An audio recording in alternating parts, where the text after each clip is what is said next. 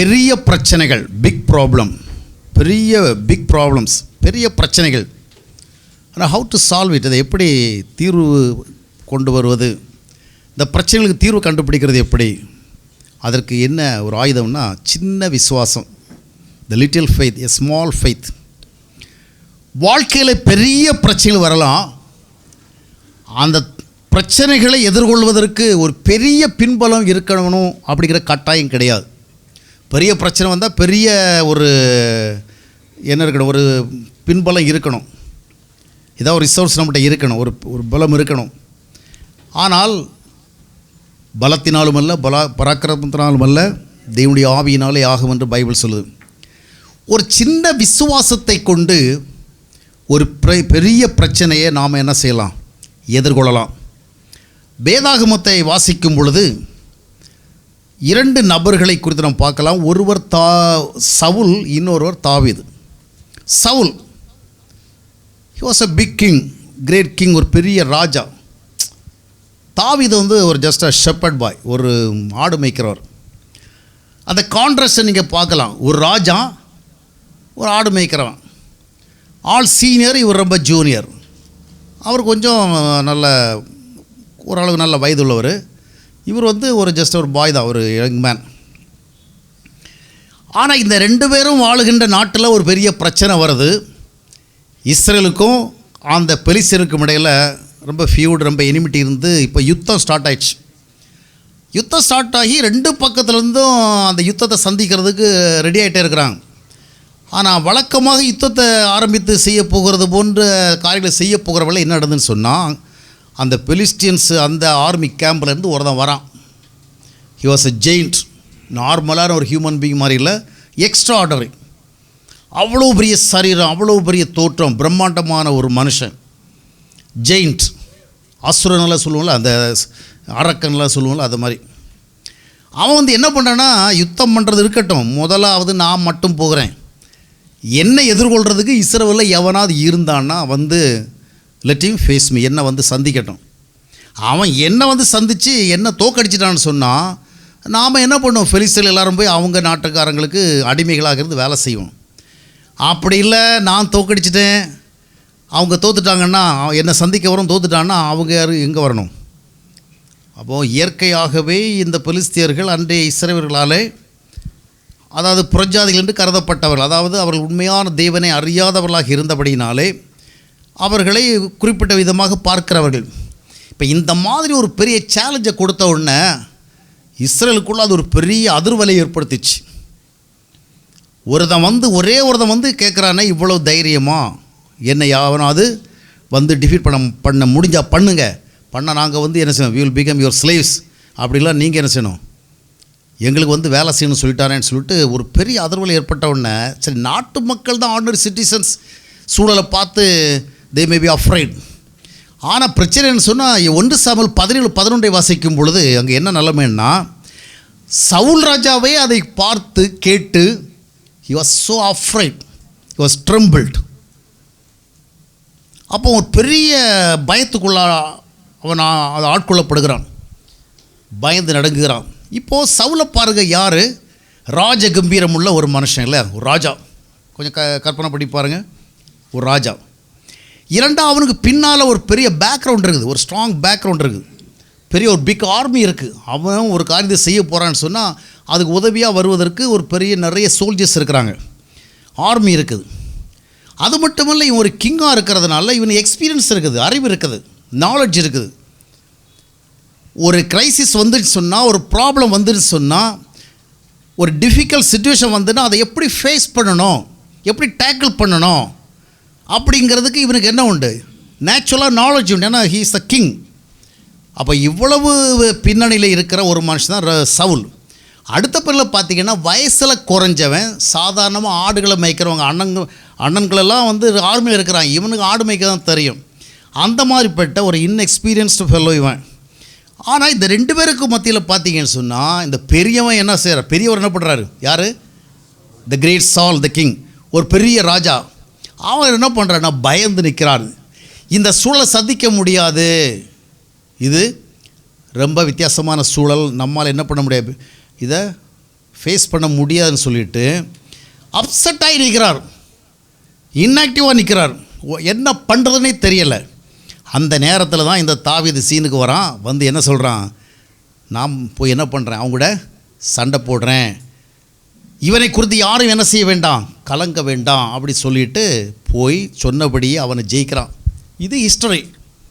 இங்கே என்ன பார்க்குறோன்னு சொன்னால், உலக ரீதியான ஒரு பெரிய பின்பலமும் தனிப்பட்ட முறையில் நல்ல அனுபவமுடைய ஒரு மனிதன் ஒரு பிரச்சனை எளிதாக சந்திப்பதற்கு ஏற்ற ஆற்றல் உள்ள நல்ல ஒரு ஃபேவரபிள் சர்க்கம்ஸ்டன்ஸ் இருக்கிற ஒரு மனுஷன், அவனால் he குடின் find a solution for this crisis. ஆனால் ஒரு சாதாரணமான ஆடு மேய்க்கிற வந்து என்ன பண்ணுறான், அதை வந்து தீர்வு காண்றான். எப்படி? அவனிடத்தில் இருந்தது ஒரு ஃபெய்த், ஒரு சின்ன ஃபெய்த். கர்த்தர் இருக்கிறார், கர்த்தர் என்னோடு இருக்கிறார், அவர் பார்த்துக்குவார். ஆனால் இந்த ராஜாவுக்கு பெரிய ஆர்மி இருக்குது, தனிப்பட்ட முறையில் நிறைய செல்வாக்கு இருக்குது, அறிவு இருக்குது, அனுபவம் இருக்குது, எல்லாம் இருந்தோம் அவனால் என்ன பண்ண முடியல. He couldn't to anything. ஆக சகரியா தீர்க்கதரிசியுடைய புஸ்தகம் 4ஆம் அத்தியாயத்தினுடைய 6ஆம் வசனத்தை வாசித்து பாருங்கள். பலத்தினாலும் அல்ல, பராக்கிரமத்தாலும் அல்ல. வாழ்க்கையில் பல நேரங்களிலே நாம் ஒரு சூழலை சந்திப்பதற்கு நம்மிடத்தில் நேச்சுரலாக பலம் இல்லை. உலக ரீதியாக பார்க்கும்பொழுது, அறிவு ரீதியாக பார்க்கும்பொழுது, சூழல் ரீதியாக பார்க்கும்பொழுது we have nothing to face that situation.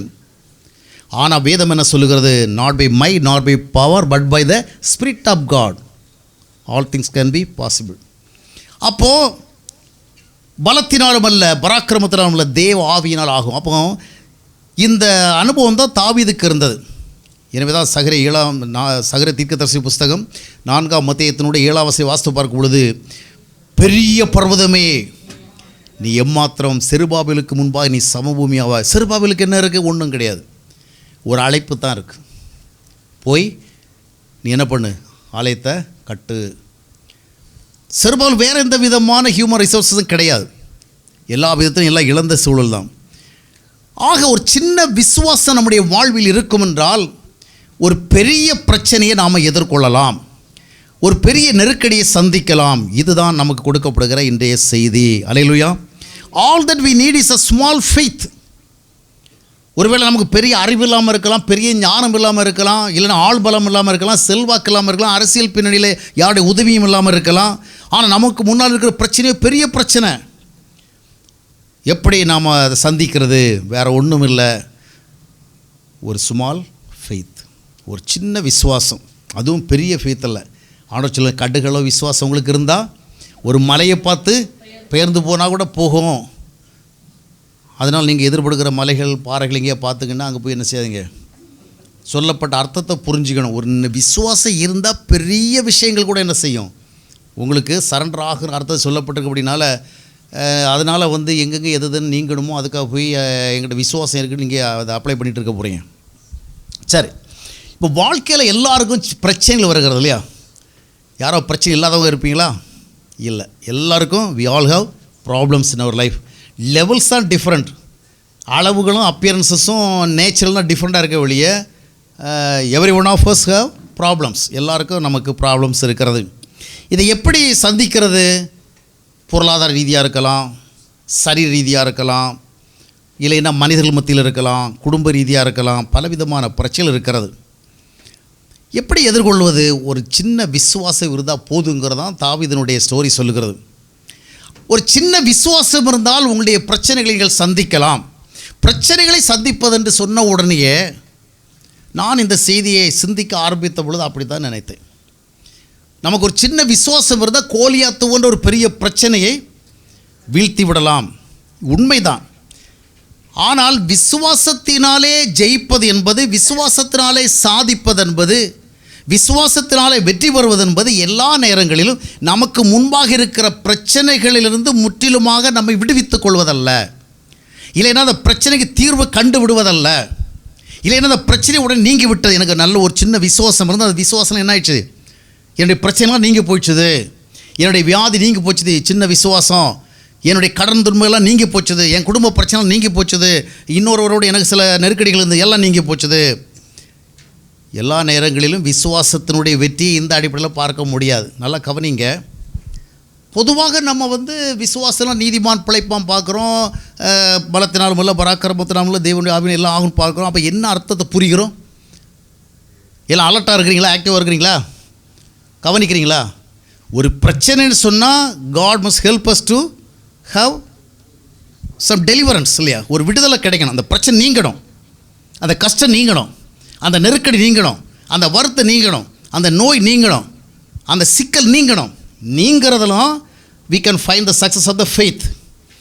ஆனால் இதில் இந்த நாளில் நீங்கள் ஒன்றை புரிந்து கொள்ளுங்கள். வாழ்க்கையில் விசுவாசம் என்பது பிரச்சனைகளிலிருந்து முற்றிலும் அவங்களை விடுவித்துக் கொள்வது மட்டுமல்ல, பிரச்சனைகளோடு வாழ பழகுவதிலும் இருக்கிறது. இதை முதல் பாயிண்டில் புரிஞ்சிக்கணும். சில நேரங்களிலே உங்களுடைய வாழ்க்கையில் இருக்கிற பிரச்சனைகள் ஓடி விடாது. சில நேரங்களில் உங்களுடைய வாழ்வில் இருக்கிற பிரச்சனைகள் நீங்கள் நினைக்கிற காலகட்டங்களுக்குள் நீங்காது. It may take some more time. சில காலகட்டங்களிலே உங்களுடைய வாழ்வில் இருக்கிற பிரச்சனைகள் நீங்காமலும் இருக்கலாம். என்ன பிரதர், ஒரு நல்ல செய்தி சொல்லக்கூடாதா?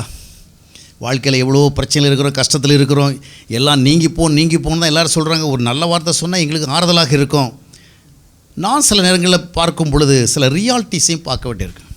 நான் உண்மையை தான் சொல்கிறேன், நான் சொல்கிறத எல்லோரும் சொல்ல மாட்டாங்க, யதார்த்தத்தை தான் சொல்கிறேன்.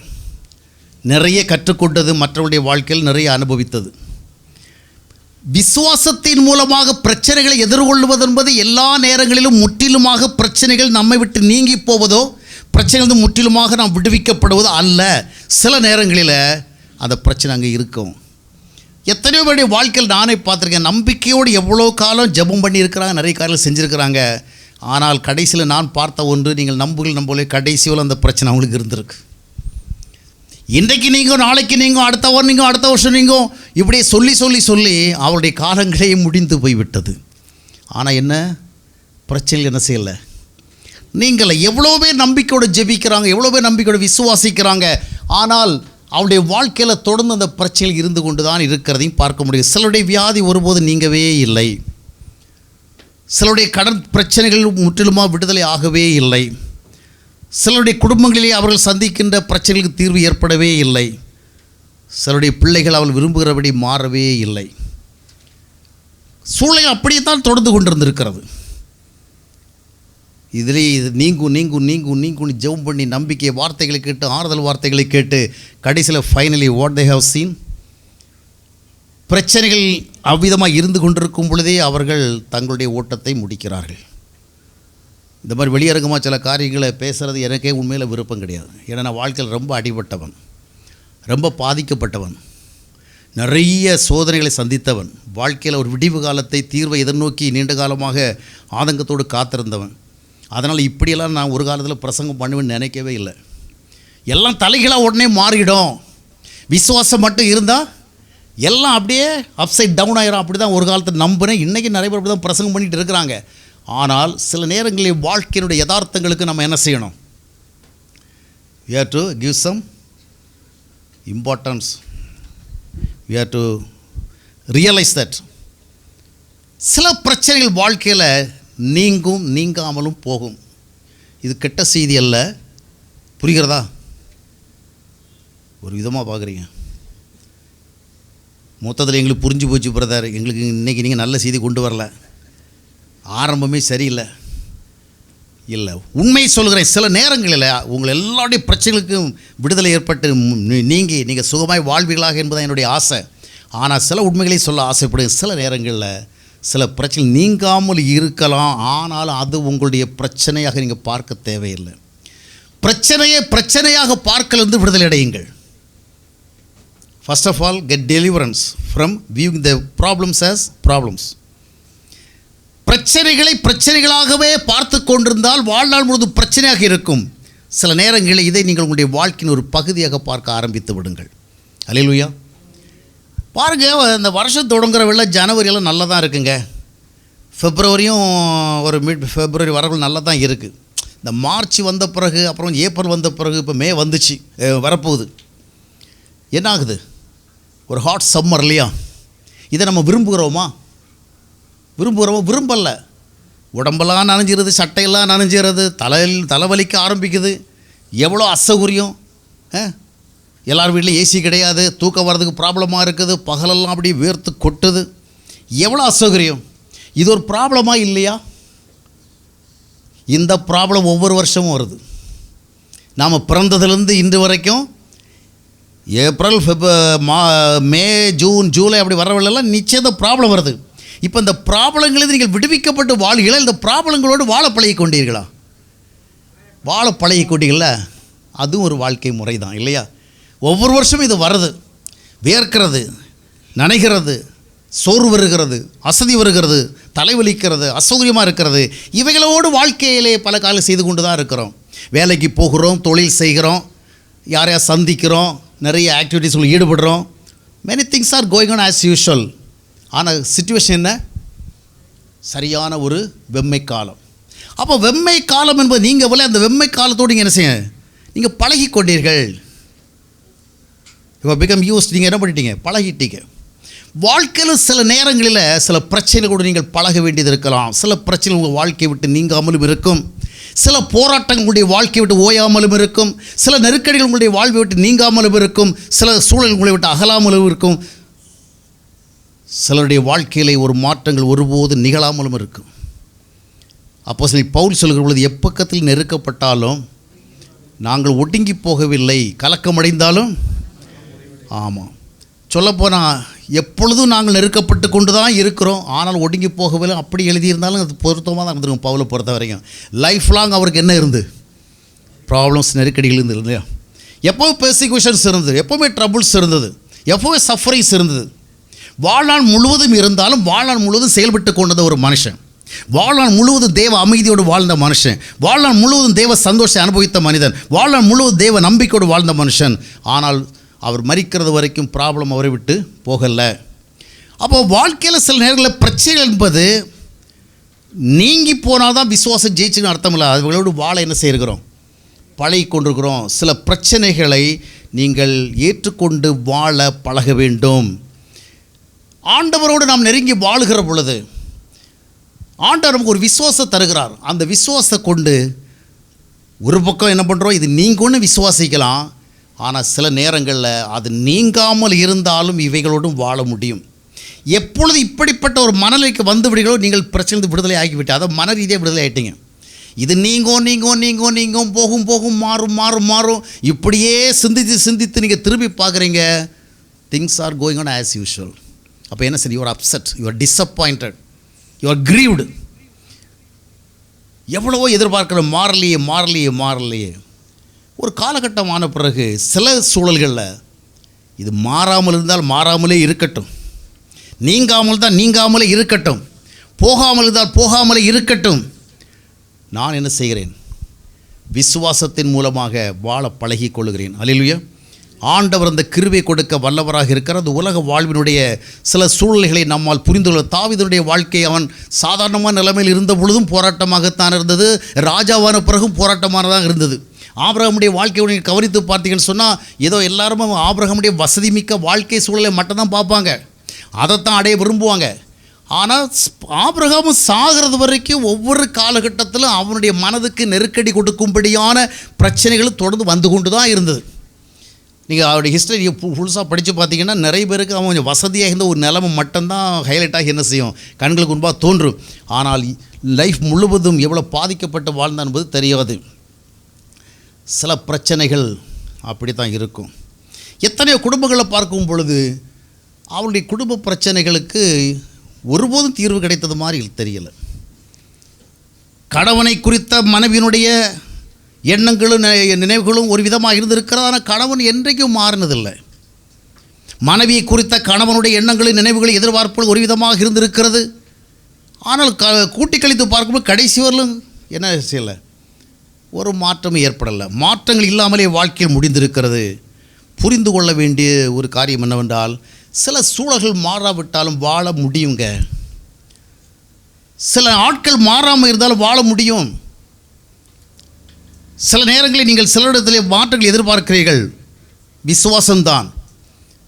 ஆனால் ஒரு காலகட்டத்தில் புரிந்து கொள்ளுங்கள், சிலரை நீங்கள் என்ன செய்ய முடியாது, மாற்றத்தை பார்க்க முடியாது.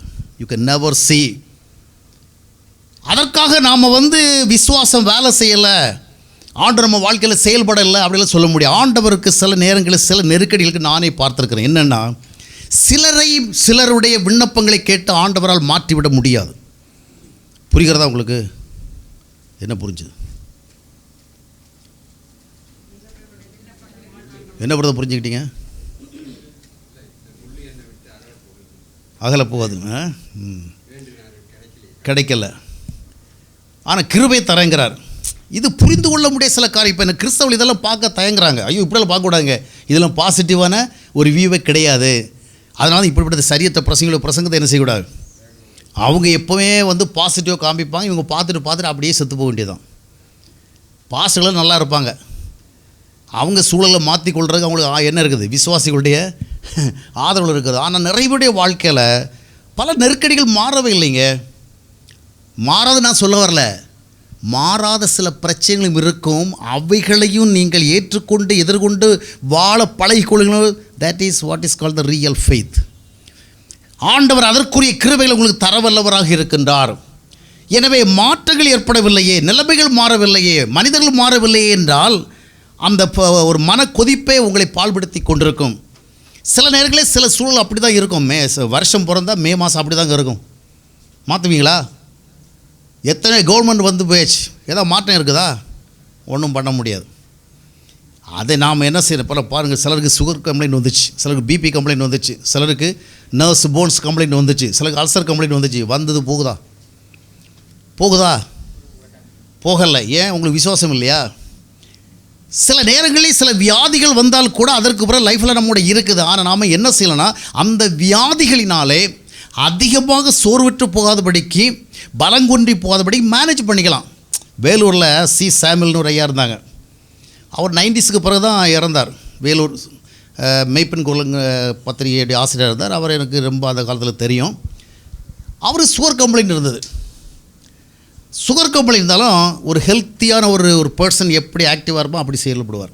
ஏன்னா அந்த அளவில் கண்ட்ரோலாக இருப்பார். எதை சாப்பிடணுமோ அதை சாப்பிடுவார், எதை சாப்பிடக்கூடாதோ அதை சாப்பிட ரொம்ப லைஃப் ஸ்டைல் வந்து ரொம்ப கேர்ஃபுல்லாக டீல் பண்ணுவார். 90s பிறகு தான் அவர் வந்து இறந்தார். அந்த நோய் அவரோடு தான் இருந்தது.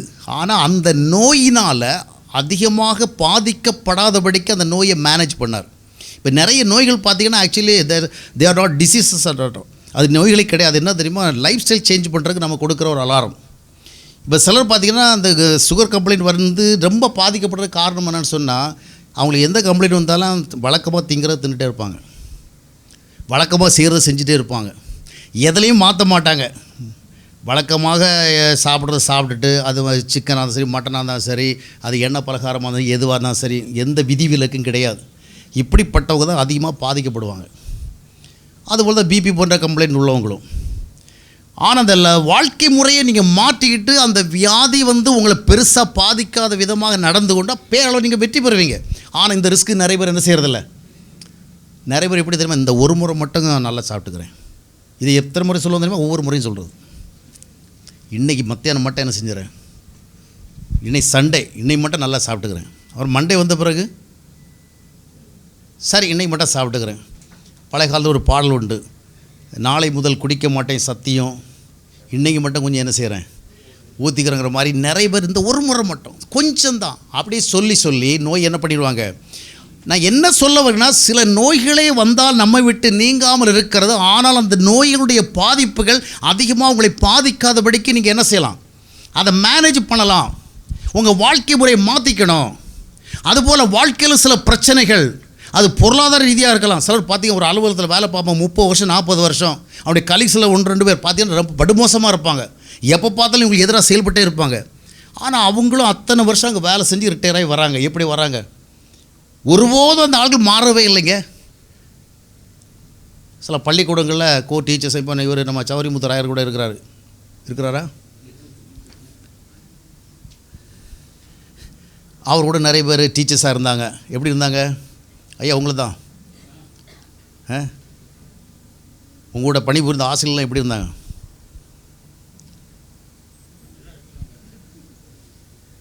எல்லாம் நல்லபடியாக இருந்தாங்களா? முன்னே தான் இருப்பாங்க இல்லையா? அல்லேலூயா.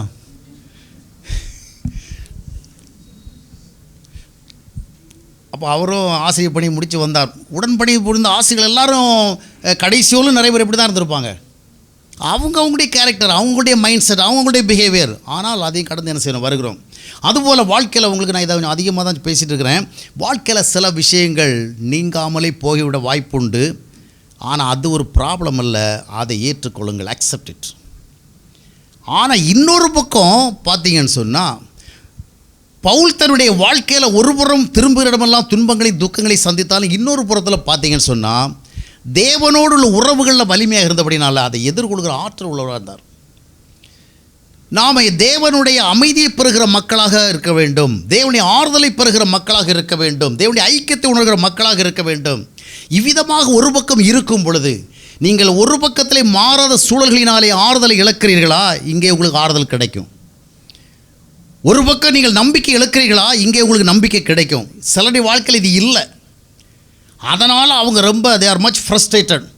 என்னடா இது வாழ்க்கையே இப்படியே போச்சு. ஏன்னா அவங்களுக்கு ஆறுதலே கிடையாது, அவங்களுக்கு நம்பிக்கையே கிடையாது, அவங்களுக்கு ஒரு நாள் சந்தோஷமே கிடையாது. ஆனால் கர்த்தரோடு உள்ள உறவுகளை நீங்கள் வலிமையாக இருந்தால் சில மாறாத சூழல்கள், சில மாறாத மனிதர்கள், சில மாறாத உறவுகள், இவைகளின் விளைவாக மனங்கள் பாதிக்கப்படுகிற பொழுது இன்னொரு பக்கத்தில் உங்களுக்கு ஆறுதல் சொல்ல அங்கே ஒருவர் இருப்பார்.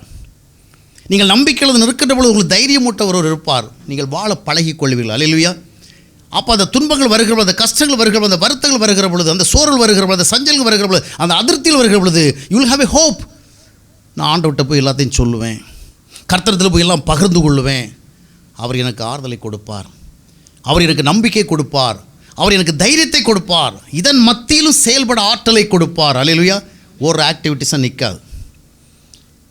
எனவே அருமையானவர்களே, பிரச்சனைகள் நீங்கவில்லை என்றால் அதற்காக விசுவாசம் செயல்படவில்லை என்ற அர்த்தம் இல்லை. உங்களுக்கு ஒரு சின்ன விசுவாசம் இருந்தால் அந்த சின்ன விசுவாசத்தை கொண்டு சில வாழ்க்கை சூழல்களே உங்களுக்கு இருக்கிற பிரச்சனைகளை நீங்கள் என்ன செய்ய, இது பிரச்சனைகள், இது வாழ்க்கையினுடைய ஒரு பகுதி, பார்ட் ஆஃப் அவர் லைஃப். அல்லேலூயா. It's a part of our life. இது ஒரு பக்கம் இப்படி தான் குத்திக்கிட்டு இருக்கும், இது ஒரு பக்கம் இப்படி தான் வலி கொடுத்துட்டு இருக்கும், இது ஒரு பக்கம் இப்படி தான் சோதனை, நமக்கு சோதனை கொடுத்து கொண்டு இருக்கும். அது அப்படி இருக்கட்டும். I know the God. எனக்கு ஆண்டவர் தெரியும், அவர் எனக்கு இதை ஏற்றுக்கொள்வதற்கும் தாங்கிக் கொள்வதற்கும் சக்தி கொடுப்பார். எப்போ நெருக்கப்பட்டாலும் ஒடுங்கி போகாதபடிக்கு ஒரு மகத்துவமான வல்லமை செயல்படுகிறது என்று நாம் வேதத்தில் வாசிக்கிறோம்.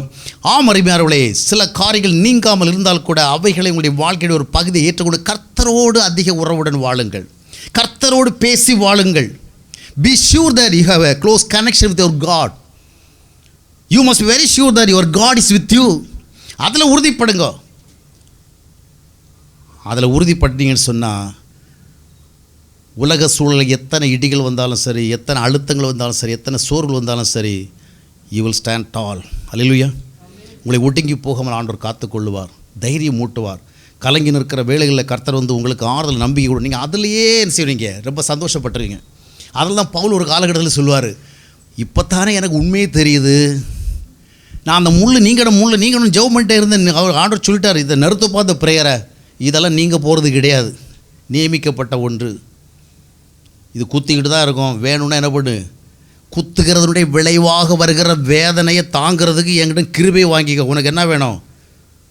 He accepted. ஆனால் 2 கொரிந்தியர் 12ஆம் அத்தியாயத்தினுடைய 10ஆம் வசனத்தில் என்ன சொல்கிறார் பாருங்க. அந்த வசனத்தை வாசிங்கள். 2 கொரிந்தியர் 12:10. அந்தபடி நான் பலவீனமாய் இருக்கும் போதே பலமுள்ளவனாய் இருக்கிறேன். ஸோ பாருங்கள், இது என்னங்க இந்த பலவீனம் என்னது? நான் சோர்வு உள்ளவனாக இருக்கும் பொழுதே, நான் மனநொந்தவனாக இருக்கும் பொழுதே, நான் வேதனை உணர்கிறவனாக இருக்கிற பொழுதே, நான் அலசடிப்பட்டு கொண்டு இருக்கிறவனாக, இன்னொரு பக்கம் எப்படி இருக்கிறேன், ஐ எம் ஸோ ஸ்ட்ராங். வாசிங்கள். ஆகையால் கிறிஸ்துவ நிமித்தம் எனக்கு வரும் பலவீனங்களிலும் நிந்தைகளிலும் நெருக்கங்களிலும் துன்பங்களிலும் இடுக்கண்களிலும் நான் பிரியப்படுகிறேன். எப்படிங்க இது பிரியப்பட முடியும்? எல்லாராலும் பிரியப்பட முடியாதுங்க. இந்த வசனம் சொல்லுகிறதுங்கிறதுக்காக நீங்கள் பிரியப்பட முடியாது. ஆண்டவருடைய தொடர்பும் ஐக்கியம் இருந்தபடியினாலே ஒரு பக்கம் அவனுக்கு பலவிதமான அழுத்தங்களும் சோர்வுகளும் வேதனைகள் வந்த பொழுது அவைகள் எல்லாவற்றுக்கும் கர்த்தர் கொடுக்கிற ஆறுதலை, கர்த்தர் கொடுக்கிற ஐக்கியத்தை, கர்த்தர் கொடுக்கிற சமாதானத்தை, கர்த்தர் கொடுக்கிற வார்த்தை அனுபவித்தான் சொல்கிறான். அங்கே படுகிற துன்பத்தையும் இங்கே அடைகிற சந்தோஷத்தையும் ஒப்பிட்டு பார்க்கல. இது பெட்டருங்க இல்லையா?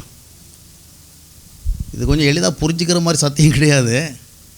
But that's the truth. உலக சூழல்களினாலே பாதிக்கப்பட்டாலும் ஆண்டவரால் கிடைக்கின்ற ஆறுதலினுடைய தாக்கம் எவ்வளோ அதிகமாக இருக்கிறது. அது மனதுக்கு ஒரு நிறைவை கொடுக்கிறது. எனவே வாழ்க்கையில் சில சூழல்கள் நீங்காமலே இருக்கலாம், இருந்துவிட்டு போகட்டும், தொடர்ந்து கொண்டு போகட்டும், தைரியமாக இருங்கள். அல்லேலூயா. இவள் எல்லாவற்றுக்கும் மத்தியிலும் உங்களை சந்தோஷமாக வைக்கிற ஒரு ஆண்டவர் உண்டு, தைரியமாக வைக்கிற ஒரு ஆண்டவர் உண்டு, உங்களுடைய வாழ்க்கை ஓட்டத்தை வெற்றியாக கொண்டு செல்கிற ஒரு ஆண்டவர் உண்டு. அதை பாருங்கள். பிரச்சனை நீங்களே கர்த்தர் கிரியை செய்யலையே. சில சூழல்களை ஆண்டவர் உடனடியாக மாற்றுவதற்கான வாய்ப்பு இருக்கா? சில மனிதர்களை என்ன செய்வார்? உங்களைத்தான் ஆண்டவர் என்ன பண்ணுவார்? தாங்குவதற்கும் பொறுத்து கொள்வதற்கும் இது எல்லாவற்றையும் ஏற்றுக்கொண்டு தைரியமாக செயல்படுவதற்கும் உங்களுக்கு ஆற்றல் கொடுப்பார். சரி, ஆக ஒரு பெரிய பிரச்சனை வந்த பொழுது, கோலியாத் என்கிற ஒரு பெரிய பிரச்சனை வந்த பொழுது, அதை சந்திப்பதற்கான எல்லா விதமான நேச்சுரல் ரிசோர்ஸஸும் உள்ள ஒரு மனிதன் என்ன பண்ணுறான்? அதை ஃபேஸ் பண்ண முடியாமல் ஒதுங்குகிறான். ஆனால் அதன் மத்தியில் தாவீது என்ன செய்கிறான்? நான் போய் இதை சந்திக்கிறேன்னு சொல்லி வர்றான். என்ன அப்படி இவங்ககிட்ட ஒரு ஸ்பெஷாலிட்டி? அவ்வளோ பெரிய ஆளாயவன் ஒன்றும் கிடையாது. He had a small faith. ஏன்? அது என்ன ஃபெய்த்து? இப்போ வாசியுங்கள் 1 சாமுவேல் 17:33. அப்பொழுது சவுல் தாவீதை நோக்கி, நீ இந்த பெலிஸ்தனோடு எதிர்த்து யுத்தம் பண்ண உன்னால் ஆகாது. உன்னால் முடியாதே. You can't. It's not possible with you. இது ஒன்று முடியாது. அவன் பெரிய ஆளுப்பா, நீ ஒரு சாதாரண ஆடு மேய்க்கிறவன், உன்னால் முடியாது. யார் சொல்கிறது? தன்னாலேயும் முடியலை, அவனால் முடிஞ்சிருக்கணும். இப்போ இன்னொரு தான் சொல்கிறான், உன்னால் தான் முடியாமல் போச்சுல, நான் என்ன பண்ணுறேன், அதை போய் சந்திக்கிறேன்னு சொன்னால் அவன் என்ன சொல்கிறான்? உன்னால் முடியாதுப்பா. அவன் எவ்வளோ பெரிய விஷயம். அவன் சின்ன வயசுலேருந்து யார்? ஆர்மியில் நல்ல ட்ரைனிங் எடுத்து அவ்வளோ தரவான ஆள். அவன் அவ்வளோ பெரிய ஆள், ஒன்றால் சந்திக்கவே முடியாது. அப்போது 34 வசனத்தை வாசிங்கள். தாவீது சவுலை பார்த்து, உம்முடைய அடியான் என் தகப்பனுடைய ஆடுகளை மேய்த்து கொண்டிருக்கிற போது ஒரு விசை ஒரு சிங்கமும் ஒரு விசை ஒரு கரடியும் வந்து மந்தையில் இருக்கிற ஒரு ஆட்டை பிடித்து கொண்டது. இப்போ பாருங்கள், இந்த ரகசியம். வாழ்க்கையில் சில பிரச்சனைகளை எதிர்கொள்வதற்கு ஆற்றல் இருக்கிறது. அந்த ஆற்றலை கொடுத்தது ஃபெய்த். அது என்ன? ஒரு சின்ன குட்டி ஃபெய்த் தான், ஒரு சின்ன ஃபெய்த்.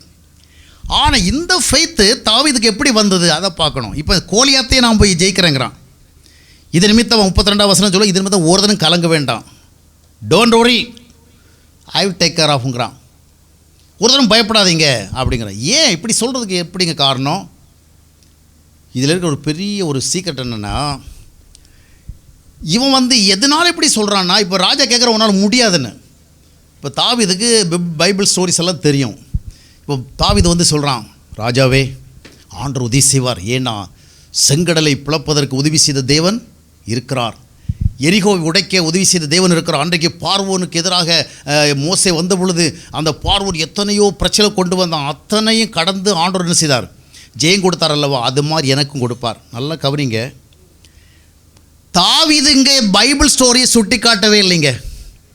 மோசையை சுட்டி காட்டலை, ஈசாக்கை சுட்டி காட்டலை, யாக்கோபை சுட்டி காட்டலை, இல்லை கிதியோடு சுட்டி காட்டலை. இவர்களெல்லாம் பெரிய வெற்றிகளை பெற்றார்கள், அதுபோல் நானும் பெறுவேன். இல்லை. இன்றைக்கி அநேகர் தங்களுடைய விசுவாசத்தை எப்படி வளர்த்து கொள்கிறார்கள் என்றால், பைபிளில் இருக்கிற ஸ்டோரிகளை படித்து கிதியோன் ஜெயித்தான், ஆபிரகாம் ஜெயித்தார், மோசே ஜெயித்தார், தாவீது ஜெயித்தார் அப்படின்று.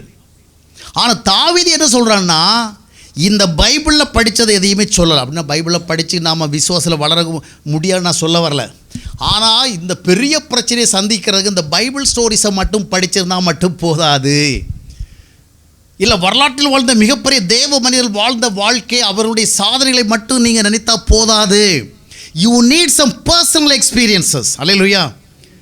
இன்றைக்கி விசுவாசத்துக்கு பயிற்சி கொடுக்குறோம். நீ திரும்ப திரும்ப கற்பனை பண்ணு, திரும்ப திரும்ப யோசி, அப்படி விஷுவலைஸ் பண்ணு, அப்படி யோசி, கற்பனை பண்ணு, இமேஜின் பண்ணு, ட்ரீம் பண்ணு, இப்படிலாம் பண்ணி என்ன பண்ணு, டெவலப் யுவர் ஃபெய்த்.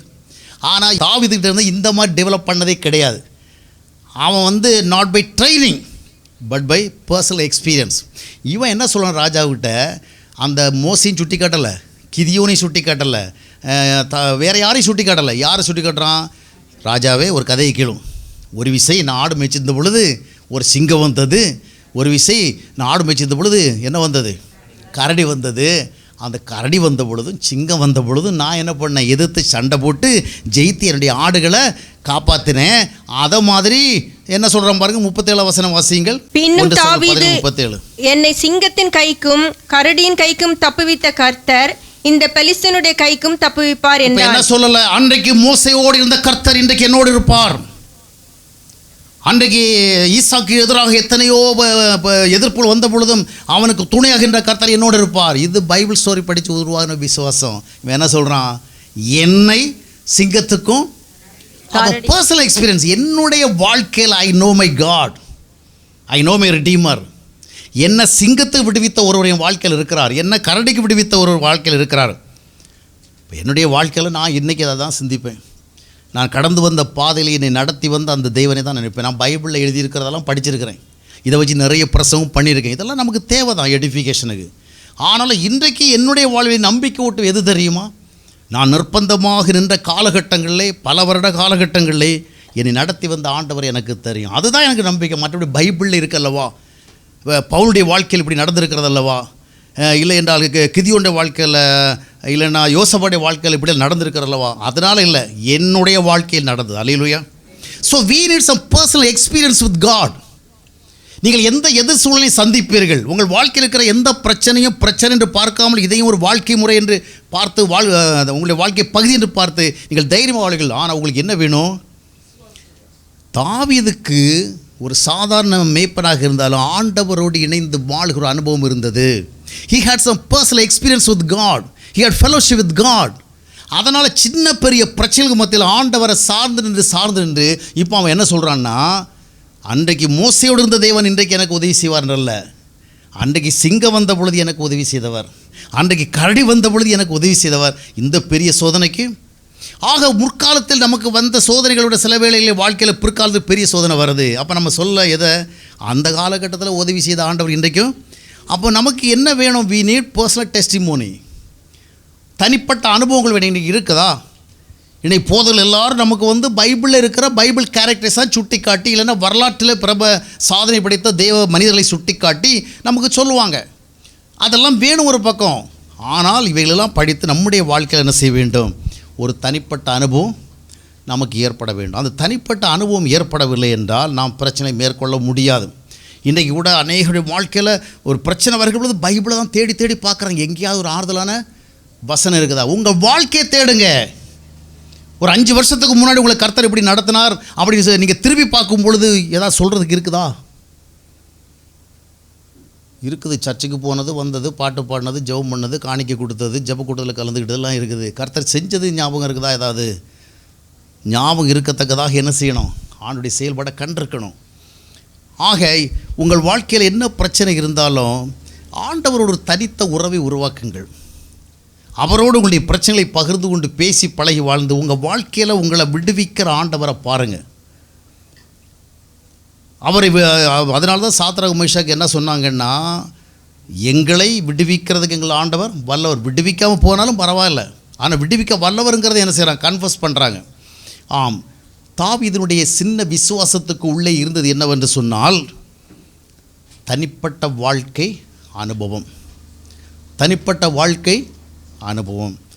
வேதாகமத்தினுடைய ஸ்டோரிஸை பார்த்து, வேதாகமத்தில் தேவன் செய்த பெரிய காரியங்களை பார்த்து மட்டும் நம்முடைய விசுவாசத்தில் வளர முடியாது. நாம் ஆண்டவரோடு என்ன செய்ய வேண்டும்? பழகி பேசி வாழ்க்கையில் ஒரு நல்ல சாட்சி உருவாக்கியிருக்க வேண்டும். அடுத்தபடியாக நாம் இன்னும் 2 பாயிண்டில் பார்த்து முடிப்போம். இப்போ தாவீதுடைய சின்ன விசுவாசம், அந்த சின்ன விசுவாசத்தை கொண்டு தான் என்ன பண்ணுறான்? அவ்வளோ பெரிய ப்ராப்ளம் அந்த கோலியத்தை சந்திக்க போகிறவள்ள. அடுத்தது பார்த்திங்கன்னா, இந்த விசுவாசத்துக்கு பின்னால் இருந்தது என்னன்னு சொன்னால், ஒரு பர்சனல் நாலேஜ். தேவனை அறிகின்ற ஒரு அறிவு தாவீதுக்கு இருந்தது. அதே அறிவு யாருக்கும் உண்டு? சவுலுக்கும் உண்டு. ஆனால் சவுலிடத்தில் இருந்தது காமன் நாலேஜ், தாவீதில் இருந்தது பர்சனல் நாலேஜ். புரிகிறதா? சவுல் அறிந்த தேவன் பொதுவான தேவன், ஆனால் தாவீது அறிந்த தேவன் தனிப்பட்ட தேவன். தன்னுடைய வாழ்விலே அவன் தேவனை என்ன செய்திருந்தான்? அறிந்திருந்தான். தேவனை அறிந்த உங்கள் வாழ்க்கையில் தேவன் இருக்கிறதே, உங்கள் வாழ்க்கையில் செயல்பட்டதை அறிந்திருந்தால் அந்த அறிவு கொண்டு உங்களை என்ன செய்யும்னா, என்ன பிரச்சனை வந்தாலும் அந்த பிரச்சனை என்ன செய்யும்? சந்திக்க உங்களுக்கு பலம் கொடுக்கும். தேவனை தனிப்பட்ட முறையில் ஒரு அறிகிற அறிவு. அதனால தான் அப்போஸ்தலன் பவுல் சொல்லுகிற பொழுது 2 தீமோத்தேயு 1:12 வாசிக்கும் பொழுது, நான் விசுவாசிக்கிறவரை அறிவேன். அது எப்படி? பைபிளை படிச்சுட்டு இல்லை. பைபிளை ஒரு பக்கம் படிச்சிருக்கிறோம், எல்லாரும் பைபிள் நான் நிறைய பைபிள் படித்து தான் எல்லாம் பேசுகிறேன். ஆனால் பைபிளில் இருக்கிறத மட்டும் யோசித்து நம்ம விசுவாசம் நிற்க முடியாது. என்னுடைய வாழ்க்கையில் ஆண்டவர் நடத்தின விதங்கள். அப்போ தாவீதுக்கு அந்த சின்ன வயசுலையே ஆண்டவரை சார்ந்திருந்து வாழ்ந்து வளர்ந்து சின்ன விஷயம் பெரிய விஷயத்தில் தன்னை நடத்தின ஒரு ஆண்டவர் புரிந்து கொண்டு, இந்த ஆண்டவர் அன்றைக்கு இந்தந்த பிரச்சனைலாம் இருக்கிற உதவி செய்தார்ல, இப்போ இது கொஞ்சம் பெரிய பிரச்சனை, அவ்வளோதான். பிரச்சனைகள் சின்னதாக இருந்தா என்ன, பெருசாக இருந்தா என்ன, காட் இஸ் ஆல்வேஸ் கிரேட். இல்லை, ஒரு நல்ல வெல் எக்ஸ்பீரியன்ஸ்டு டாக்டருக்கு காய்ச்சல் வியாதியஸ்தம் போனாலும் கணக்கு ஒன்று தான், கேன்சர் பேஷண்ட் போனாலும் கணக்கு ஒன்று தான், இல்லையா? அதே போல் தேவனுக்கு சின்ன பிரச்சனை பெரிய பிரச்சனை இல்லை. அப்போ அவன் தாவீதுக்கு என்ன இருந்தது, அன்றைக்கி சிங்கத்துலேருந்து நான் தப்பு வைத்தார், இப்போ கொஞ்சம் பெரிய ஆள். யாராக இருந்தால் என்ன, அன்றைக்கு ஆண்டோட்டத்தில் பார்க்குற தப்பு வைக்கிறவர். இஸ் கிவிங் எஸ் டெலிவரன்ஸ் கொடுக்குறவராக இருக்க இந்த இடத்துக்கு எனக்கு டெலிவரன்ஸ் கொடுப்பார். அப்போ அருமையால் இன்றைக்கு அநேகருடைய வாழ்க்கையில் தனிப்பட்ட அறிவு இல்லை. இதைத்தான் நம்ம பெற்றுக்கொள்ள. ஸ்பிரிச்சுவல் லைஃபுங்கிறது எப்போவுமே பைபிளில் சுட்டி காட்டி பேசலை, நம்முடைய வாழ்க்கையை திரும்பி நோக்கி சுட்டி காட்டி பேசணும். தனிப்பட்ட ஒரு அறிவு, அந்த அறிவு தான். இப்போ நான் 25-30 வருஷமாக தினசரி தியானம் எழுதிட்டு இருக்கிறேன், பிரசங்கள் பண்ணிகிட்டு இருக்கிறேன். சில இடங்களில் பார்த்திங்கன்னா என்னை பற்றி சில சர்ச்சஸில் சொல்லுகிறவள்ள நிறைய புக்கெல்லாம் எழுதியிருக்கிறாங்க, நிறைய புஸ்தகம் இருக்கிறாங்க, படித்தவங்களாம் நல்லா இருக்குன்னு சொல்கிறாங்க, டிவிலலாம் பேசியிருக்கிறாரு. அப்போ அங்கே ஒரு கேள்வி கேட்பேன், என்னென்னா அவர் எந்த தியாலஜிக்கல் காலேஜில் படித்தார் அப்படின்னு. அது ஒன்றும் தெரியல, தியாலஜி ஒன்றும் படித்த மாதிரி தெரியல, ஏன்னா ரெவரண்ட் ஒன்றுமே போடலை அப்படின்னு. அப்போ என்னையே சிலர் கேட்டிருக்கா, நீங்கள் எங்கே படிச்சிங்க? நான் எங்கேயும் படிக்கலையா, ஒரு பைபிளை வச்சு நான் மட்டும்தான் என்ன செய்தேன், உட்காந்து படிச்சிருந்தேன். அப்போ எப்படி இவர் அழைக்கிறது? சிலருடைய கதை என்னன்னு சொன்னால், அதை ஒருதன் ஆற்று வெள்ளம் வேகமாக ஓடுற வேளை அவன் அந்த ஆற்று வெள்ளத்தை என்ன செய்கிறான், எதிர்த்து நல்லா ஸ்விம் பண்ணி அக்கறை போய் சேரான். அப்போ இவன் ஆற்றை கடக்க வல்லவன்னு ஒருத்தர் சொன்னால், இன்னொருத்தர் சொல்கிறேன்னா, அது எப்படி இவன் நீச்சல் கற்றுக்கொள்ளுகிற பள்ளிக்கூடத்தில் சேரவே இல்லையே, அப்புறம் இவனை எப்படி நீச்சல் வீரனாக எடுத்துக்கிறது? ஐயா, அவங்க கிராஸ் பண்ணி போனான்ல, அதை பார்த்து அதெல்லாம் ஒரு சர்டிஃபிகேட் வேணும்ப்பா. அவன் நீச்சல் பள்ளியில் அவன் படித்திருந்த சர்டிஃபிகேட்டு தான் அவங்களுக்கு முக்கியமே ஒழிய, அவன் ஆற்றை கடந்து போனானே அது முக்கியம் இல்லை. இப்போ சில என்னை பற்றி சொல்லுவாங்க, பிரதர் நல்லா எழுதுகிற நல்லா கொள்கிறாங்க, அந்த அபிஷேகம் அந்த வல்லவை. இந்த பெந்தைகோஸ்து சபைக்காரங்க எப்பவுமே என்ன பண்ணுவாங்க, எது இருக்குதோ இல்லையா, அந்த அபிஷேகம் இருக்கான்னு மட்டும் கேட்டுக்குவாங்க. இந்த அபிஷேகம் இல்லாமல் எப்படி எழுதியிருப்பான்? ஏன்னா அவங்க பார்க்குற விதமான ஒரு அபிஷேகம், அவங்க நம்பிக்கை கொண்டிருக்கிறாங்களே ஒரு அபிஷேகம் என்னதுன்னு, அந்த மாதிரி ஒன்று இருந்து அப்புறம் வேறு ஒரு சரக்கு இல்லைனாலும் பரவாயில்ல, ஆனால் அந்த விதமாக இல்லைன்னு அக்செப்ட் பண்ண மாட்டாங்க. அப்போ நல்லா எழுதியிருக்கிறார், நல்லா பேசியிருக்கான்னு சொன்னால் அதை அபிஷேகம் ஏற்றுக்கணும். அவங்களுக்கு அபிஷேகம்னா என்ன செய்யணும், வேறு விதமான சில செயல்பாடுகளுள்ள வேணும். ஆனால் நான் எழுதின எந்த புத்தகமும் இறையில் சார்ந்ததல்ல. நான் சொல்ல மலைக்கு கூட போய் என்ன செய்யலை, ஆக்சிடெண்ட்டாக ஒரு செமினார் பக்கத்துலேயோ ஒரு இறையல் கல்லூரி பக்கத்தில் மழை ஓடி போய் ஒதுங்குறேன்னு சொல்ல மாதிரி என் வாழ்க்கையில் நடந்தது கிடையாது. இல்லை, மழை வந்ததுனால ஓடி போயினா அங்கே தியாலஜி கற்றுக் கொடுத்துருந்தாங்க, கொஞ்சம் காதலை கேட்டேன் அப்படி சொல்கிற மாதிரி ஒன்றுமே கிடையாது. நான் கற்றுக்கொண்டாலும் நான் மும்பையிலேருந்து ஓடி வந்த காலகட்டத்தில் ஒரு 23 ரூபா பைபிள் தான் என்கிட்ட இருந்து, அந்த ஒரு பைபிளை வச்சு தான் படித்தேன். ஆனால் ஐ நோ மை காட், அந்த ஆண்டவருடைய சமூகத்தில் இருந்து படித்து தான் எழுதினேன். நான் இப்போ 30 வருஷமாக எழுதுகிறேன். ஆனால் ஒன்றையும் சொல்லுவேன், நான் இதை பெருமைக்காக சொல்லலை, இத்தனை வருஷமாக சொல்லலை, இப்போ சொல்கிறேன். ஏன்னா இதுக்கு அப்பால் எனக்கு சொல்ல முடியாத ஒரு சூழலை வந்துட்டுன்னு வச்சுக்கலாம், அப்புறம் சொல்லாமல் விடக்கூடாதுல்ல. நான் எழுத ஆரம்பித்த பிறகு இங்கே யார் இன்றைக்கு நீங்கள் இந்த தியானம் படிக்கிறதான இந்த சத்தியத்தை வேறு யாரும் எழுதலை. எவ்வளோ இறையில் பிரமும் இன்னும் எழுதி தான் இருக்கிறாங்க. ஆனால் அவர்கள் எழுதுவது இறையில் சார்ந்தது. நிறைய அறிவை நீங்கள் கற்றுக்கலாம், நிறைய பைபிள் பேக்ரவுண்ட் நீங்கள் கற்றுக்கலாம். எனக்கு அந்த ஹிஸ்ட்ரியெல்லாம் தெரியாது. ஆனால் உங்களுடைய வாழ்க்கைக்கு என்ன உதவுன்னு எனக்கு தெரியும். ஏன்னா அப்படிப்பட்ட ஒரு வாழ்க்கையில் நான் கடந்து வந்தவன். அப்போ தேவனை அறிந்த அறிவின் அடிப்படையில் எழுதியிருக்கிறேன். இந்த அடிப்படையில் இன்றைக்கு எழுதப்பட்ட தினசரி தியானம் இல்லை. நீங்களே சொல்லாமல் பிரதர், நீங்கள் சொல்லலை, நான் சொல்கிறேன். ஏன்னா ஒரு நல்ல தரமான பொருளை ஒரு விதம் விற்கிறவன், ஐயா வேணும்னா வாங்க, ரொம்ப சாதாரணமான பொருள் தான், நீங்கள் மனசு வச்சு வாங்கினா அந்த பொருள் விற்குமா? ஒரு நல்ல தரமான பொருளை விற்கிறவனுக்கு இது ஒரு ஐடியாவே அவன் சொல்லுவோம், எனக்கு தரமான பொருள் தான். நான் எழுதுகிற அத்தனை தியான நூலும் தரமானது. இந்த தியான நூலுக்கு தரமானது நீங்கள் வாழ்கிற சமகால கட்டத்தில் வேறு எங்கும் கிடைக்காது உங்களுக்கு. ஏன்னா இது ஆண்டவர் கொடுத்தது, இது ஆண்டுடைய கிருபை. இது ஆண்டவர் அற்பமான ஒருவனை அழைத்து வைத்து நடத்தி அவனை பல்வேறு சூழல் வழியாக போக வைத்து அதன் மூலமாக கற்றுக்கொண்ட பாடங்களின் அடிப்படையில் எழுத வைத்தது. அதனால தான் சொல்கிறேன், இது தனி மனித திறமையும் கிடையாது, தனி மனித ஆற்றலும் கிடையாது. ஆனால் எத்தனையோ பெரிய பெரிய இறையியல் அறிஞர்கள்லாம் எழுதியிருக்கிறாங்க, இல்லைன்னு சொல்லலை. நீங்கள் அறிந்து நிறைய இன்ஃபர்மேஷனை பெறலாம். ஆனால் இது உங்கள் வாழ்க்கைக்கு உதவும். இது நடைமுறை வாழ்க்கைக்கு உங்களோட பேசும். அதனால இதை படித்தவங்க நிறைய பேர் என்ன பிரதர் எனக்கே சொன்னது மாதிரி இருக்குது, எங்களுக்கே சொன்ன மாதிரி இருக்குது. எனக்கு தெரியாது. எனக்கு சொன்னதை நான் என்ன செய்தேன், எழுதினேன், என்னுடைய வாழ்க்கையில் கற்றுக்கொண்டவர்கள். ஆக அருமையானவர்களே, தனிப்பட்ட அறிவல், அதாவது பொது அறிவல்ல, ஜெனரல் ஸ்பிரிச்சுவல் நாலேஜ் அல்ல, ஜெனரல் பைபிள் நாலேஜ் அல்ல. We need some personal knowledge. ஆண்டவர் தனிப்பட்ட முறையில் அறிய வேண்டும். எனவே தான் கொலோசியர்கள் எழுதுகிற பொழுது அப்போஸ்தலன் பவுல் சொல்கிறார், தேவனை அறிகிற அறிவில் நீங்கள் என்ன செய்ய வேண்டும், விருத்தி அடைய வேண்டும். தனிப்பட்ட முறையில் ஐ நோ மை காட். அந்த அறிவு தனிப்பட்ட முறையில் இருந்தனால தான் ஒரு ராஜாவை சொல்கிறான் உன்னால் முடியாது, ஆனால் அவன் சொல்ல முடியும். ஏன்னா ஐ நோ மை காட், என்னால் முடியும், நான் அந்த பிரச்சனையை சந்திக்கிறேன். உன் பார்வது பிரம்மாண்டமாக இருக்கலாம், பிரமாதமாக இருக்கலாம், என்னால் முடியும். போனால் சந்தித்தான். இறுதியாக நாம் பார்க்கும் பொழுது பார்த்து முடித்து விடுவோம். அப்போ இதுவரை என்ன பார்த்துருக்குறோம், ஒரு பெரிய பிரச்சனையை சால்வ் பண்ணுறதுக்கு தாவீதுக்கு இருந்தது ஒரு சின்ன விசுவாசம். அந்த விசுவாசத்தை செயல்படுத்துகிற பொழுது நான் உங்களுக்கு சொன்னேன், பிரச்சனைகள் வாழ்க்கையில் எல்லா பிரச்சனைகளும் நீங்கி போனாதான் விசுவாசம் செயல்பட்டு அர்த்தம் இல்லை.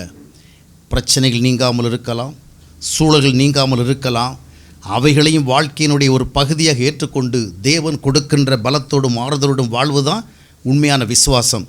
அதனுடைய விளைவாக வருகிற விசுவாசத்தினுடைய இன்னொரு செயல்பாடு என்னவென்று சொன்னால், இப்போது தாவீது இந்த விசுவாசம் எதுக்கு பயன்படுத்துகிறான்?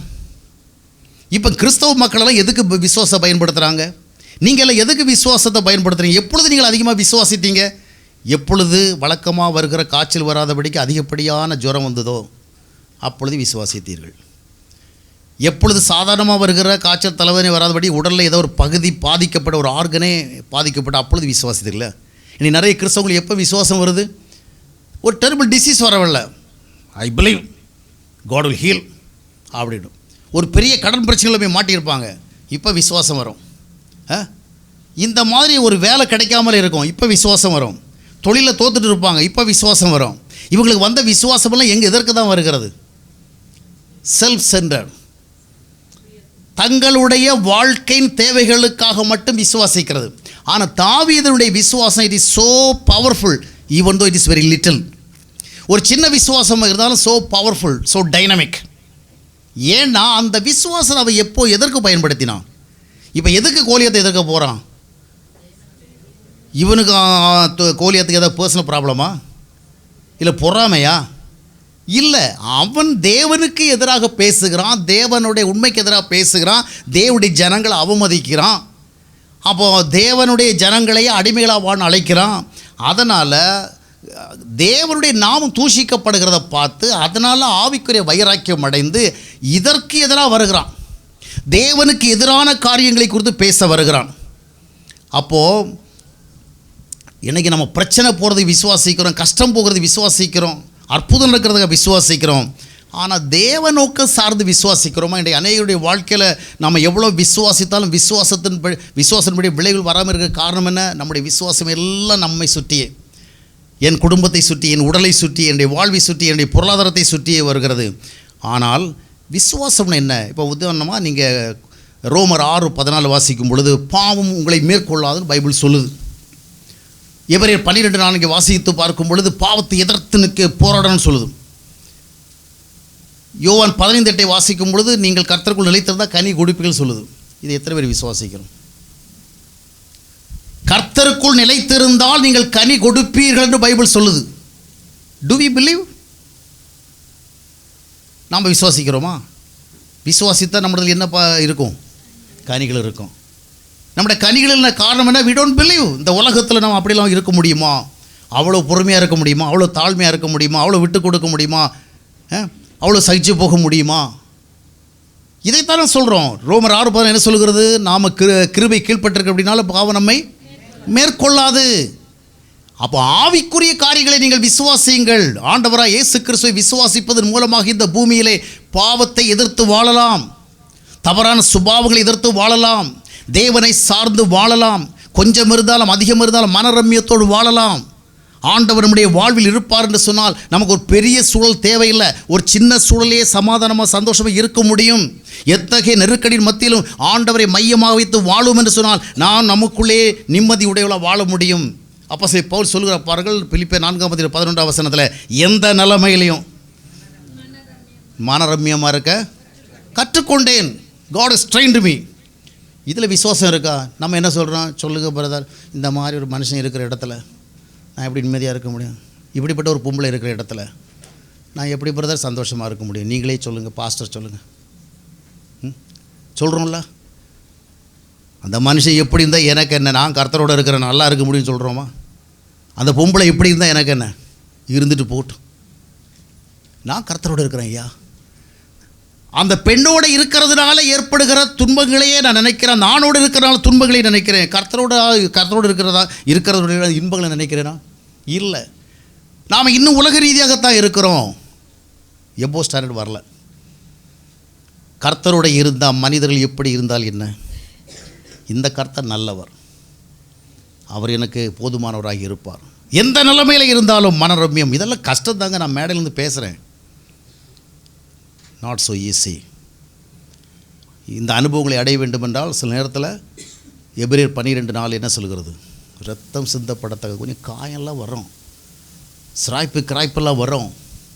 ஆனால் that is the truth. உங்கள் வாழ்க்கையுடைய பிரச்சனை எதுவாக இருந்தாலும் சரி, அந்த பிரச்சனைகளையே நீங்கள் உங்கள் வாழ்க்கையை டிசைட் பண்ண விடக்கூடாது. இந்த பிரச்சனைகளை விட my God is so great, so powerful. இந்த பிரச்சனை, இந்த மனிதர்கள் என் வாழ்வை டிசைட் பண்ணக்கூடாது. கர்த்தர் அவருடைய ஐக்கியம் டிசைட் பண்ணும். அப்போ என்ன பண்ணணும்? அந்த ஐக்கியத்துக்குள்ளே என்ன செய்யணும்? நம்ம வாழ்கிறத உறுதிப்படுத்தணும். அப்போ ஆவிக்குரிய ஒரு விசுவாசம், எந்த நிலைமையிலும் நான் மனரம்யமாக இருக்க முடியும், எந்த நிலைமையிலும் நான் சமாதானமாக இருக்க முடியும் என்றால் ஆண்டவர் எந்த நிலைமையில் இருந்தாலும் நம்மை தேடி வந்து சமாதானம் கொடுக்குறார். ஒரு யோசுவா கலங்கி நிற்கிறான், வந்தாரா வரலையா? இன்றைக்கி நம்முடைய வாழ்க்கையில் வருகிறாரா? யார் வர்றாங்க? ஏதாவது தெரிஞ்சவங்க வராங்க, அவங்க இன்னும் கொஞ்சம் ஏற்றி விட்டு போயிடுறாங்க. நம்ம பிரச்சனைகள் போய் இவங்கள்ட்ட சொல்கிறோம், அவங்க இன்னும் கொஞ்சம் நம்மளை என்ன பண்ணிடுறாங்க? தூண்டி விட்டுறாங்க. யார் வரணும்? கலங்காதே திகையாதே, நான் உன்னை விட்டு விலகுவதும் இல்லை, உன்னை கைவிடுவதும் இல்லை என்று சொல்லுகிறேன். இதெல்லாம் பேசுகிற பொழுது ஏதோ ஒரு மேடைக்காக கவர்ச்சிகரமாக பேசப்பட்டது போல இருக்கும். பேசுகிறதும் எளிதானது, ஆனால் வாழ்க்கையில் கடினமானவைகள் என்றாலும் இவைகள் உண்மைகள். கர்த்தரால் கூடாதைகள் ஒன்றும் இல்லை. உங்களுடைய வாழ்வை உங்களுடைய சூழ்நிலைகள் டிசைட் பண்ண விடாதிருங்கள். கர்த்தர் டிசைட் பண்ணட்டும். நீங்கள் சந்தோஷமாக இருக்கணுமா, சமாதானமாக இருக்கணுமா, ஆண்டவர் தான் தீர்மானிக்கணும். வேறு எதுவும் தீர்மானிக்கக்கூடாது. ஆக எந்த நிலைமை எதுவாக இருந்தாலும் நான் கர்த்தருக்குள் சந்தோஷமாக இருப்பேன். அத்திமரம் துளிர் விடாமல் போனாலும், ஆட்டு மந்த முதலிட்டு போனாலும், ஒலிவு மரத்தில் பழம் இல்லாமல் போனாலும், மாட்டு மந்தையில் மாடு இல்லாமல் போனாலும், எங்கே எது இல்லாமல் போனாலும் சரி, கர்த்தருக்குள் நான் என்ன செய்வேன்? ஆக இதெல்லாம் let us make it as a real experience. நம்ம பண்ணுவோம். ஏன்னா பைபிள் நம்ம எழுதி கொடுத்துருக்கு. தாவீதுக்கு அந்த அனுபவம் இருந்தது. அவன் தன்னுடைய விசுவாசத்தை தேவனுடைய காரியங்களுக்காக செலவிட்டான். தேவனை சார்ந்திருக்கிற ஒரு மனிதன் எந்த ஒரு பிரச்சனையும் மேற்கொள்ள முடியும் நம்பிக்கிறது. அப்படின்னாலே அந்த விசுவாசத்தோடு சென்றான், வெற்றி பெற்றான். சவுலால் முடியாதது தாவீதால் முடிந்தது. அருமையானவர்களே, ஒரு சின்ன விசுவாசம், ஆனால் சின்ன விசுவாசம் இருந்தாலும் தேவனோடு உறவு ஏற்படுத்தி கொண்ட, ஐக்கியம் ஏற்படுத்தி கொண்டதுடைய விளைவான விசுவாசம். சின்ன விசுவாசமாக இருந்தாலும் தேவனை குறித்த அறிவு பெற்ற விசுவாசம், தனிப்பட்ட அறிவு. சின்ன விசுவாசமாக இருந்தாலும் தேவனுக்காக பயன்படுத்துகிற ஒரு விசுவாசம். அதனுடைய விளைவாக அவ்வளோ பெரிய ஒரு கோலியத்தை என்ன செய்தான்? வீழ்த்தினான். எனவே தேவனோடு இணைக்கப்பட்டவர்களாக வாழுங்கள். தேவனுடைய உறவை ஒவ்வொரு நாளும் தேடுங்கள்.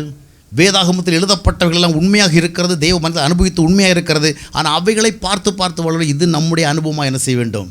மாற வேண்டும். எனவே பிரச்சனைகளையே பார்த்து கொன்றாதீர்கள். அந்த பிரச்சனையை உங்களுடைய வாழ்க்கையினுடைய ஒரு பகுதி என்று எடுத்துக்கொள்ளுங்கள். அதன் மத்தியிலே கர்த்தர் உங்களோடு இருப்பார், உங்களை நடத்துவார், உங்களை தாங்குவார், ஆசீர்வதிப்பார்.